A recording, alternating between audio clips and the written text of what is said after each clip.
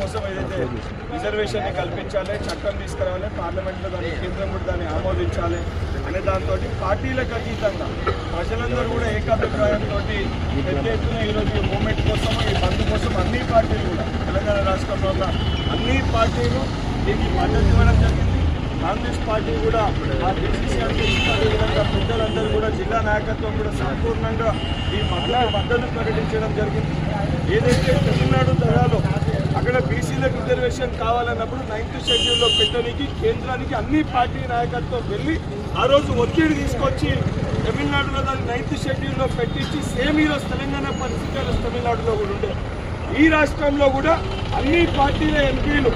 ఏదైతే కేంద్రానికి వెళ్ళి 9th షెడ్యూల్లో పెట్టించి తెలంగాణ రాష్ట్రానికి కూడా బీసీలకి రిజర్వేషన్ పెంచి ఎంతైతే బీసీల పాపులేషన్ ఉందో ఆ రకంగా సెన్సస్ ని చేపట్టినాం కాబట్టి ఆ రకంగా రిజర్వేషన్ కూడా అంకనబడుతున్నాయి. ఒకటై బీసీల రిజర్వేషన్ వచ్చే వారికి ముందు నిలబడి కొట్లాడాల్సిన బాధ్యత ఉంది. రాష్ట్రంలో ఏదైతే అధికారం ఉన్న కాంగ్రెస్ పార్టీ పక్షాన మా గౌరవ ముఖ్యమంత్రి గారు గతంలో బిల్లు పెట్టడం కానీ, ఆర్డినెన్స్ తీసుకురావడం కానీ, గవర్నర్కి పంపడం కానీ, ప్రెసిడెంట్ ఆఫ్ ఇండియాకి పంపడం కానీ, ఈరోజు బంధుకు కానీ అన్నిటికీ ముందున్న విధంగా తప్పనిసరిగా ఈ రిజర్వేషన్ కల్పించే వారికి మేము చిత్తశుద్ధితో ముందుంటామని చెప్పి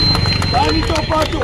అప్పటి వరకు పార్టీ పరంగా తీసుకున్న నిర్ణయాల్లో కూడా 42% పైన తప్పనిసరిగా బీసీలకి కాంగ్రెస్ పార్టీలో సముచిత స్థానం కల్పించడానికి కూడా కాంగ్రెస్ పార్టీ కట్టుబడి ఉందని చెప్పి సభాముఖంగా